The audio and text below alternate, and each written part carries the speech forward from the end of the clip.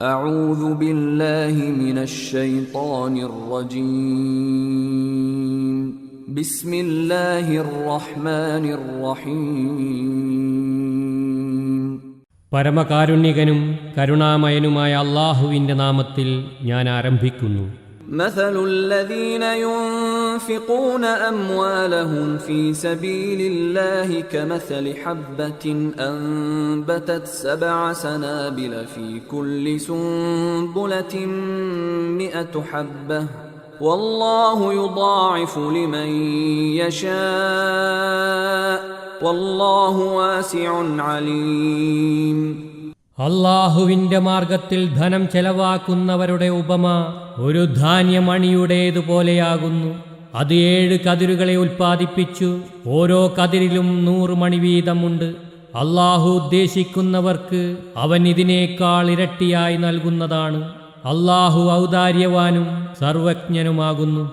الذين ينفقون أموالهم في سبيل الله ثم لا يتبعون ما أنفقوا منا ولا أذى لهم أجرهم عند ربهم ولا خوف عليهم ولا هم يحزنون. അല്ലാഹുവിന്റെ മാർഗത്തിൽ തങ്ങളുടെ ധനം ചെലവ് ചെയ്യുകയും പിന്നീട് അതിനെ തുടർന്ന് തങ്ങൾ ചെലവ് ചെയ്തത് അത് സ്വീകരിച്ചവരോട് ഔദാര്യമായി എടുത്തു പറയാതിരിക്കുകയും അവരുടെ മനസ്സ് വേദനിപ്പിക്കാതിരിക്കുകയും ചെയ്യുന്നവർക്ക് അവരുടെ നാഥന്റെ പക്കൽ അവരുടെ പ്രതിഫലമുണ്ട്. അവർക്ക് യാതൊരുവിധ ഭയവും ഉണ്ടായിരിക്കുകയില്ല. അവർ ദുഃഖിക്കുന്നവരുമല്ല. قول معروف ومغفرة خير من صدقة يتبعها أذى والله غني حليم. നല്ല വാക്ക് പറയുന്നതും തെറ്റുകുറ്റങ്ങൾ മാപ്പു ചെയ്തു കൊടുക്കുന്നതും ഉപദ്രവവാക്കുകൾ പിന്തുടരുന്ന ദാനധർമ്മത്തേക്കാൾ ഉത്തമമാകുന്നു. അല്ലാഹു സ്വയം പര്യാപ്തനും സഹിഷ്ണുതയുള്ളവനുമാണ്.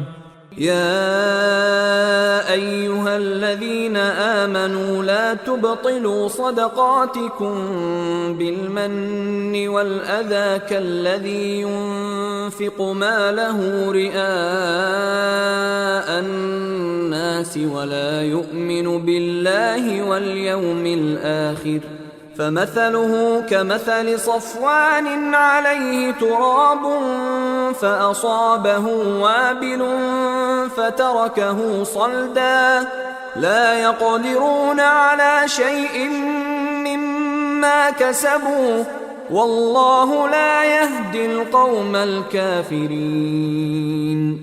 വിശ്വസിച്ചവരെ ചെയ്ത ഉപകാരങ്ങൾ എടുത്തു പറഞ്ഞും ഉപദ്രവവാക്കുകൾ പറഞ്ഞും അല്ലാഹുവിലും അന്ത്യനാളിലും വിശ്വസിക്കാതെ ജനങ്ങളെ കാണിക്കാനായി തന്റെ ധനം ചെലവ് ചെയ്യുന്നവനെ പോലെ നിങ്ങളുടെ ദാനധർമ്മങ്ങളെ നിങ്ങൾ നിഷ്ഫലമാക്കരുത്. അവന്റെ സ്ഥിതി ഉറച്ചു മിനുത്ത ഒരു പാറയുടെ സ്ഥിതി പോലെയാണ്. അതിന്മേൽ മണ്ണുണ്ടായിരുന്നു. പിന്നീട് അതിനൊരു പേമാരി ബാധിച്ചു. അങ്ങനെ അത് അതിനെ കഴുകി ഒരു മിനുത്ത പാറയാക്കി വിട്ടു. അവർ സമ്പാദിച്ചതിൽ നിന്ന് അവർക്ക് യാതൊന്നും കരസ്ഥമാക്കാനാവില്ല. ഇത്തരം നിഷേധികളെ അല്ലാഹു വിജയമാർഗത്തിലേക്ക് നയിക്കുന്നതുമല്ല. ومثل الذين ينفقون أموالهم ابتغاء مرضات الله وتثبيتا من أنفسهم كمثل جنة بربوة أصابها وابل فآتت أكلها ضعفين فإن لم يصبها وابل فطل والله بما تعملون بصير. അല്ലാഹുവിന്റെ തൃപ്തി കാംക്ഷിച്ചും തങ്ങളുടെ ആത്മാക്കളെ ദൃഢപ്പെടുത്തിയും കൊണ്ട് തങ്ങളുടെ ധനം ചെലവ് ചെയ്യുന്നവരുടെ നില പീഠഭൂമിയിലുള്ള ഒരു തോട്ടത്തിൻ്റേതുപോലെയാണ്. അതിന് കനത്ത മഴ കിട്ടി. അങ്ങനെ അത് അതിൻ്റെ ഫലം ഇരട്ടിയായി നൽകി.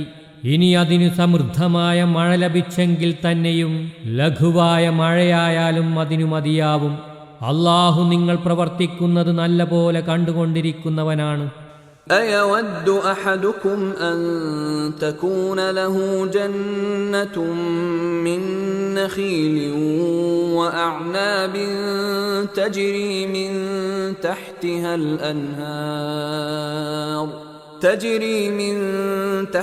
الأنهار له فيها من كل الثمرات وأصابه الكبر وله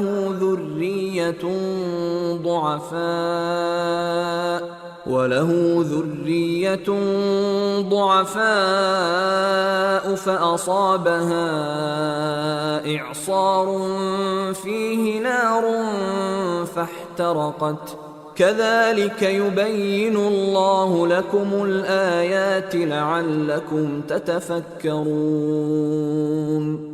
നിങ്ങളിൽ ഒരാൾക്ക് ഈന്തപ്പനയുടെയും മുന്തിരിയുടെയും ഒരു തോട്ടമുണ്ടെന്ന് വിചാരിക്കുക.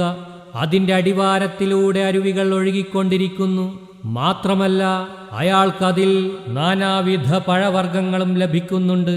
അയാളെ വാർദ്ധക്യം ബാധിക്കുകയും ചെയ്തിരിക്കുന്നു. കൽപ്പില്ലാത്ത സന്താനങ്ങളും അയാൾക്കുണ്ട്. അങ്ങനെയിരിക്കെ അഗ്നിമയമായ ഒരു ചുഴലിക്കാറ്റ് തോട്ടത്തെ ബാധിച്ചു. അപ്പോൾ അത് കരിഞ്ഞുപോയി.